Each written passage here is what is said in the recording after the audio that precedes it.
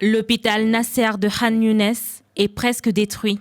L'armée israélienne a lancé une frappe aérienne sur l'hôpital où se trouvaient des civils blessés. Le Hamas a indiqué dans un communiqué que la frappe avait tué Ismaël Bahoum, un membre de son bureau politique. La frappe a fait 2 morts et plusieurs blessés, dont du personnel médical, touché à des degrés divers.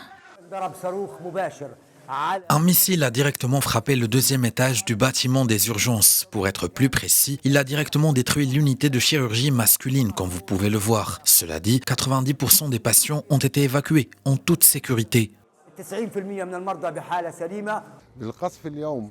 La frappe d'aujourd'hui sur le complexe médical Nasser et la mise hors service de l'unité de chirurgie est un message de l'occupation pour mettre hors service ce complexe médical. Je peux dire que le complexe médical Nasser est le plus grand hôpital actuellement en activité dans la bande de Gaza. Il a repris ses opérations en mai de l'année dernière après avoir été hors service.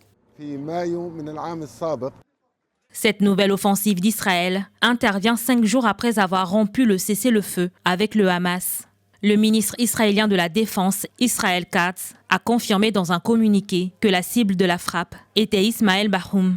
L'armée israélienne a pour sa part dit avoir mené une frappe de précision sur un membre clé du Hamas qui opérait au sein du complexe hospitalier. Malgré l'accord de trêve conclu entre Israël et le Hamas en janvier dernier, les opérations militaires israéliennes continuent de faire plusieurs morts dans le territoire palestinien. Ce retour à la violence à Gaza inquiète les responsables diplomatiques internationaux. La reprise des négociations indirectes entre le Hamas et Israël est la seule voie possible pour mettre fin aux souffrances des 2 côtés, a assuré la chef de la diplomatie européenne Kaja Kallas en visite au Proche-Orient.